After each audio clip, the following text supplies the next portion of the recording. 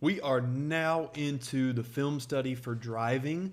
You can see kind of here right above me, we're going to talk about when to attack, your body angle, driving angles, spacing, controlling defenders, secondary decisions, and more. So we're going to be looking at clips, some photos, some diagrams, and by the end of this video, you're going to have a better understanding of what you need to do to drive the ball better, to have less turnovers, to create more plays, to create more driving opportunities, create more gaps, all that sort of stuff.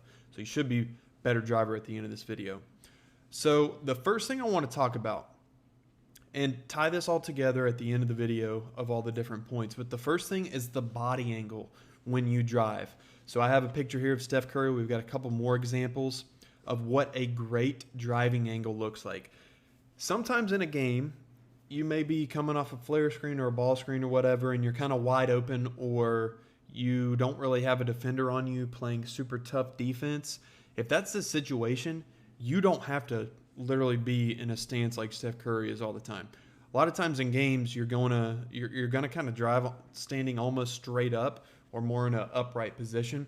But when you are matched up one-on-one and there's a defender in front of you, you've got to have strategies that shift that defender to the left or right, and then you've got to be able to get your body at this angle that we're seeing from Steph Curry. And we're going to see the video clip of it too, but I wanted to start with the photo.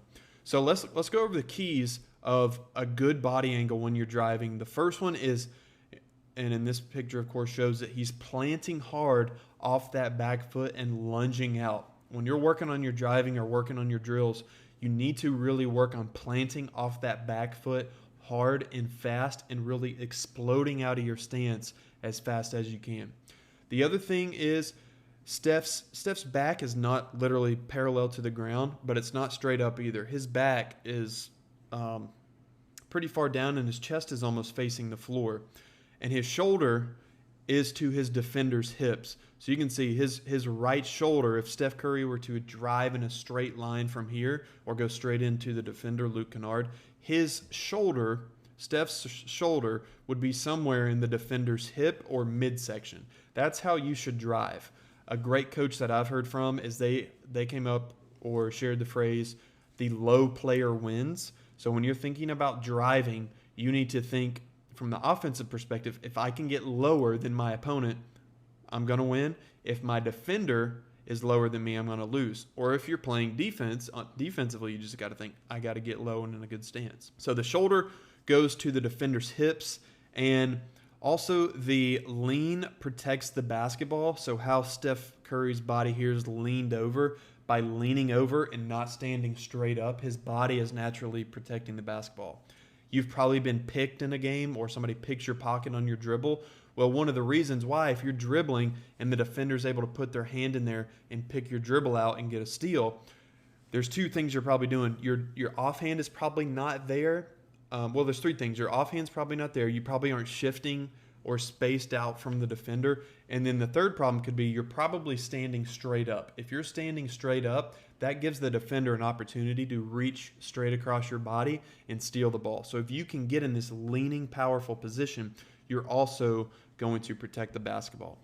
For you, when you're watching your own film, just how I say you need to watch your shot, you need to watch your ball handling, you need to study your own film so you know your game really well. When you're watching your film, whenever you're driving and then you're in these types of situations where there's a defender matched up on you, you need to evaluate all of the things that I'm talking about right here and more.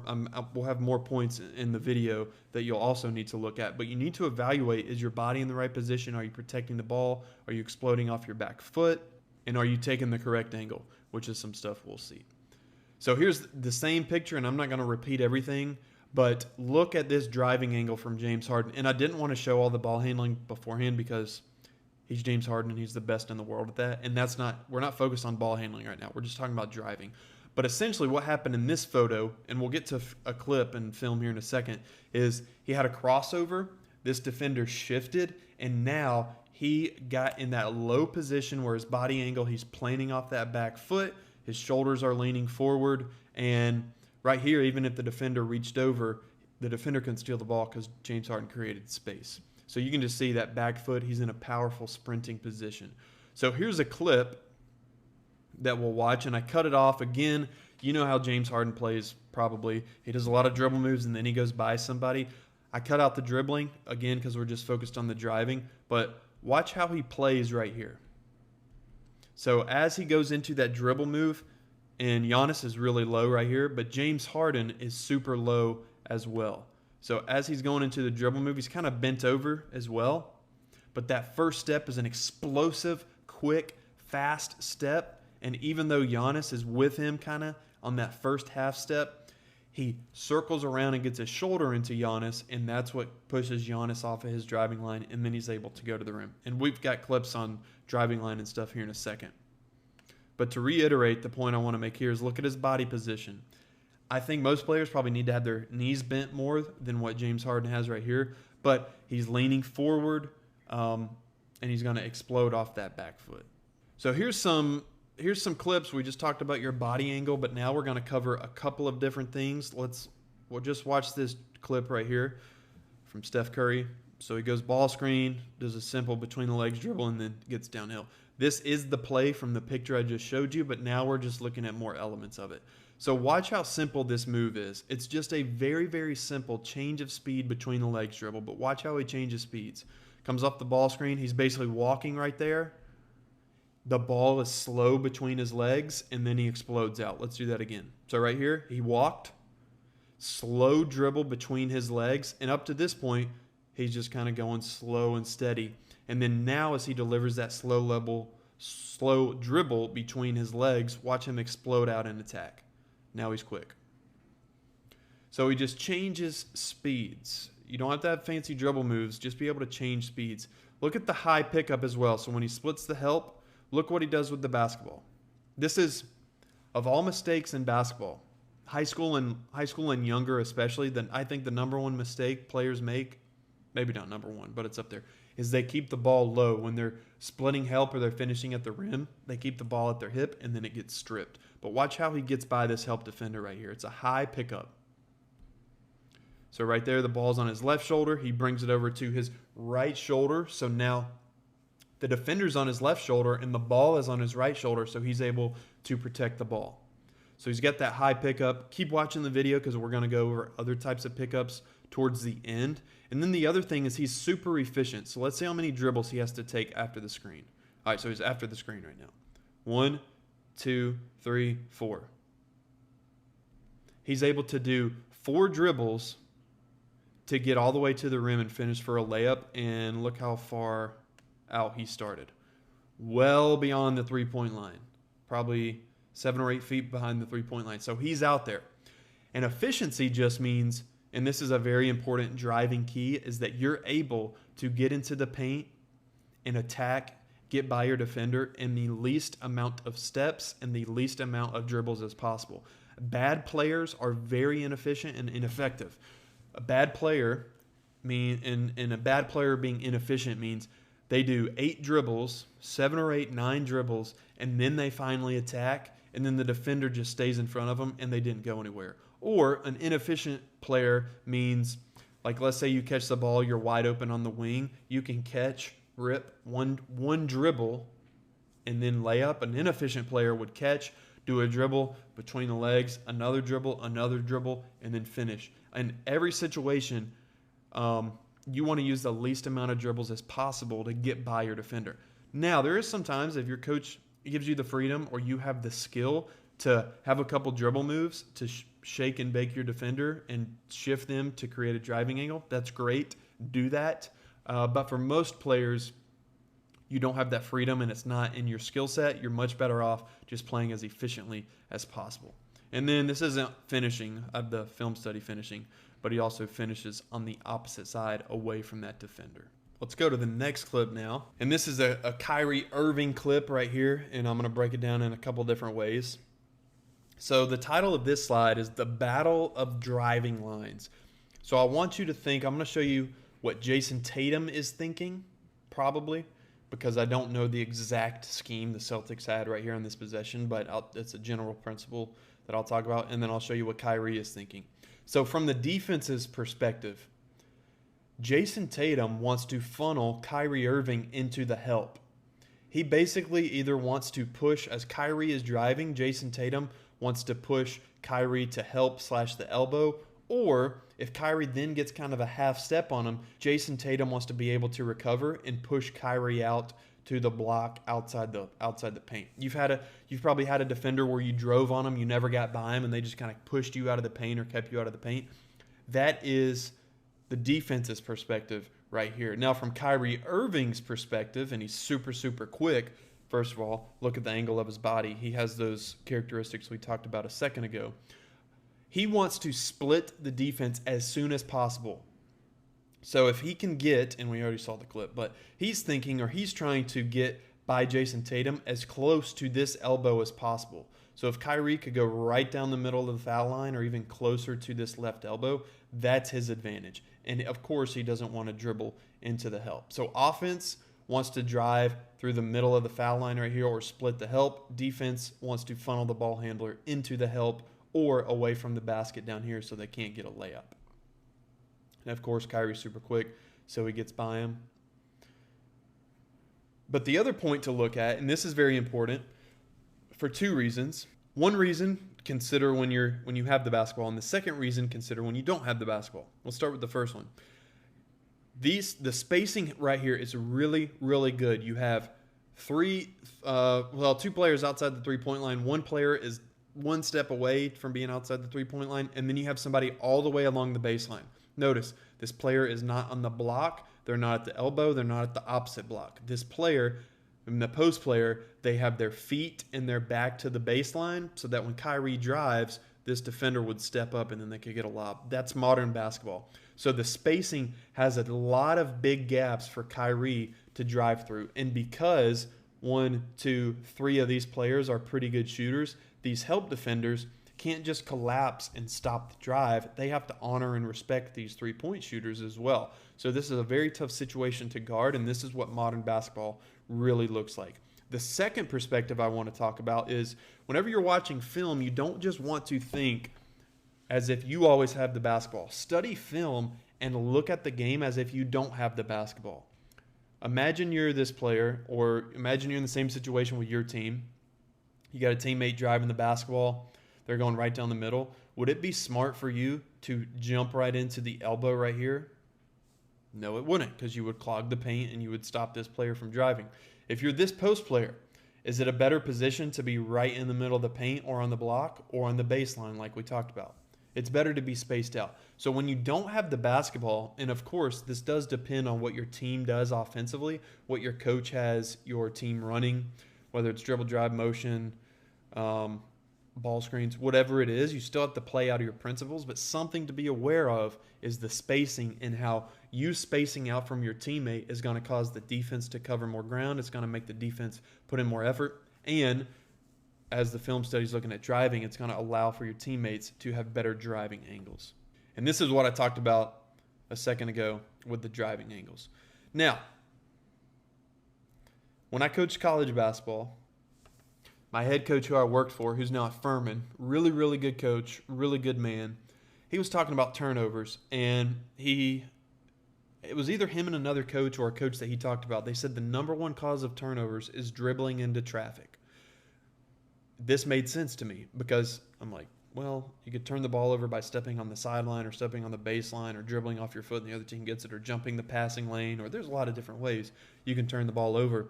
But he said ball handlers really get hurt and turnovers really start to happen a lot when players dribble into traffic. So you've got to realize when you're driving, you want to drive where there's the least amount of traffic. And a recurring theme, I'll say basketball is a game of imperfection. So sometimes you will drive into traffic and you'll have to have a high pickup or a low pickup. But generally, if your help defender slides over so far that they totally cut you off, like look right here. This right here is totally cutting off Steph Curry. He could not split these two guys if he wanted because there's about 8 inches between these two defenders. Steph Curry wasn't going to split them. And the spacing is bad in this specific case right here. So, in order to avoid turnovers and in order to avoid driving in the wrong positions, you want to, one, avoid driving into traffic when you can, but you've also got to be able to have this move in your skill set, which is if you're driving and a defender slides in and cuts you off super quick, you've got to be able to stop, retreat, dribble, and then go from there. Now, if there was better spacing right here, like if you had the screener all the way out here further on the wing, that would have slid this defender out. There'd be more space to drive and kick if the defender slid in, but the spacing's bad, so the defender totally cuts him off.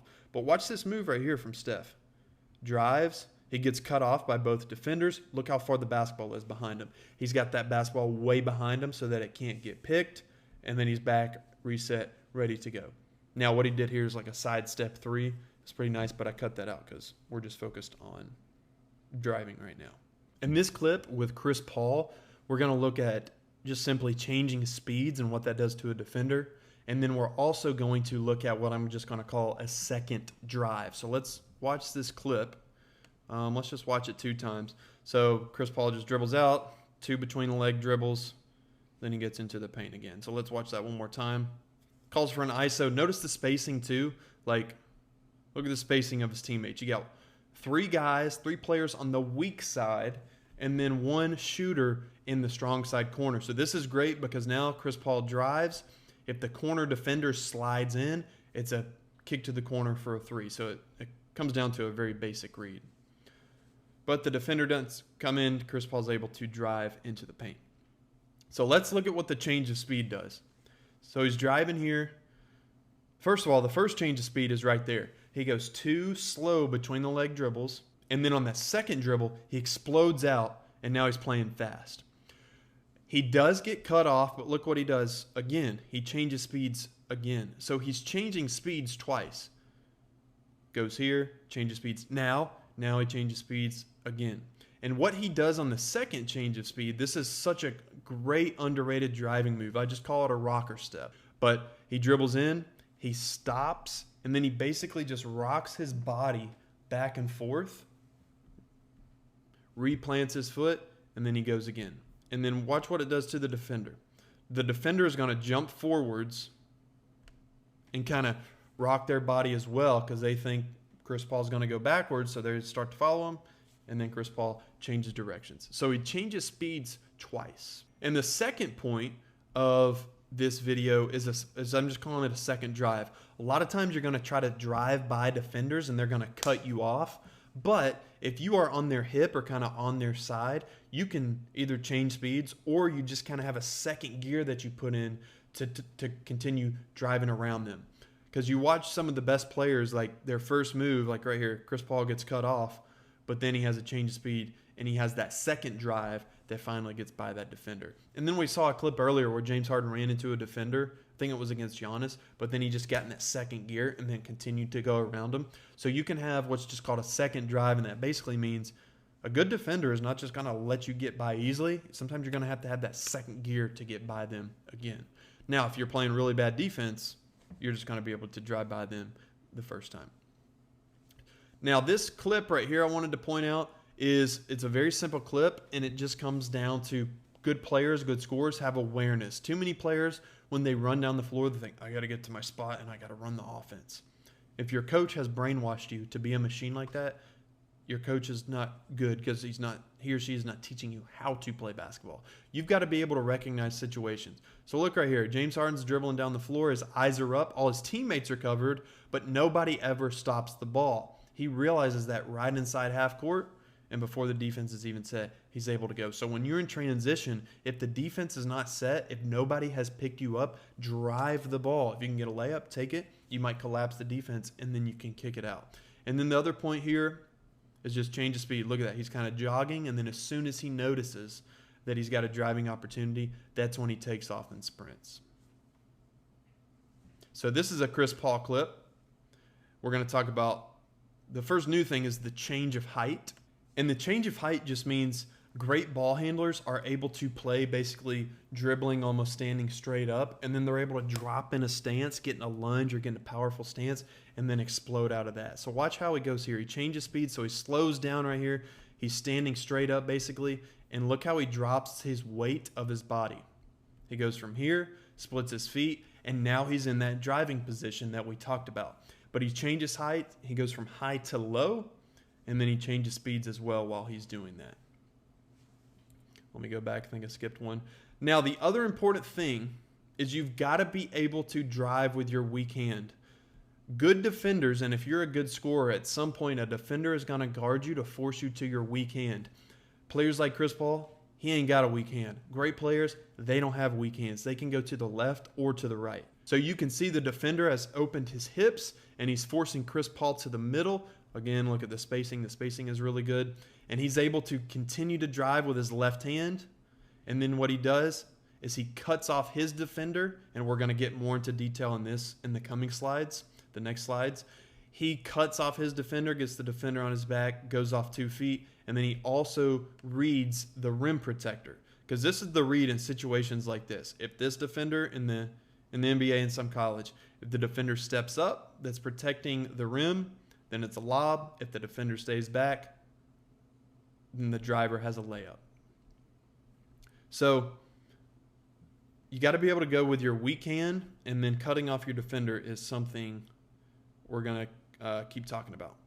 So, and then we're going to mention it in this slide. Now, another James Harden clip. When you're driving, you typically, almost always, don't want if your defender's in a perfect stance, their knees are bent, they're down in stance, hands are out, and they're ready to guard, that's not a good time to drive. Something's got to happen. It could be team actions like a down screen or a handoff or a cut into a handoff. Whatever it is, it could be a team action, or it could just be off your handle. So before you attack to drive, if your defender is directly in front of you, you got to have a dribble move that either shifts that defender to the left or shifts that defender to the right, and then you got to get in that position that we're talking about to drive.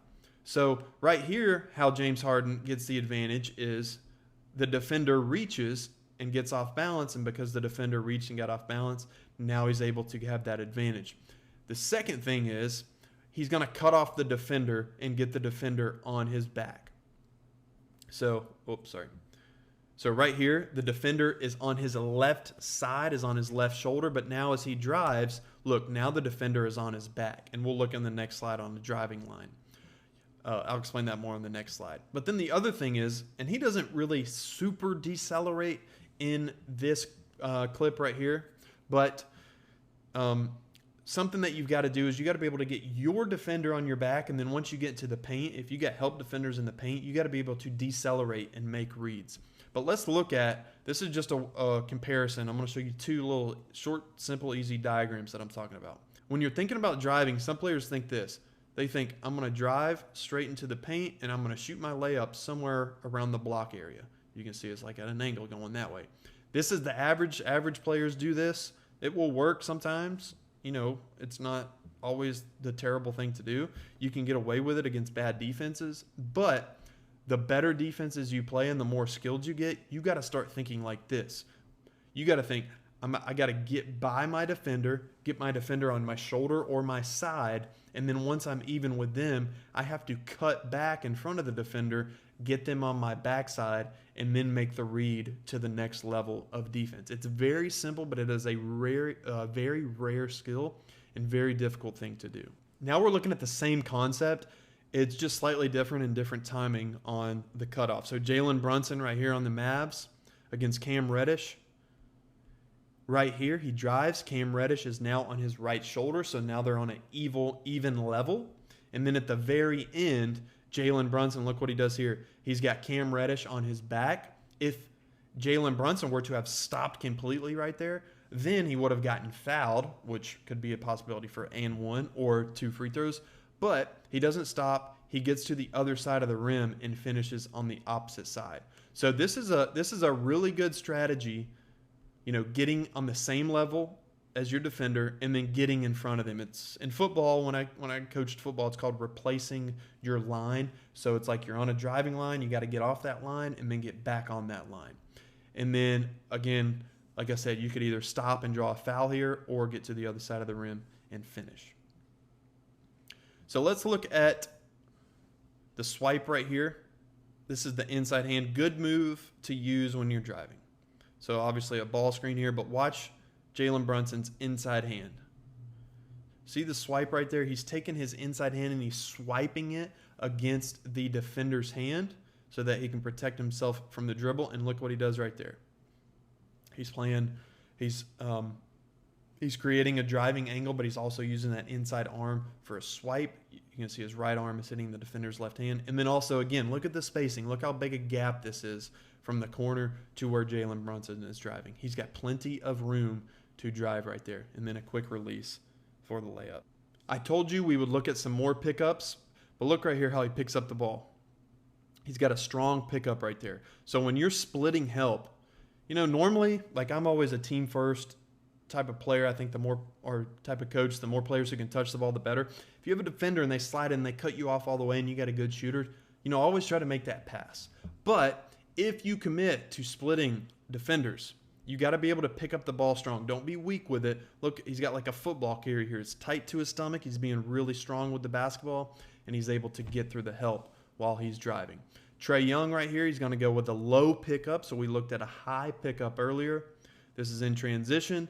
And he's also, as you try to get that low pickup, a lot of the players, they're trying to create contact on their forearm as they go up into their shot. They're trying to create contact. Now, I don't know what your coach or officials will do with that, but something to think about so that you can draw a foul or simply just protect the basketball.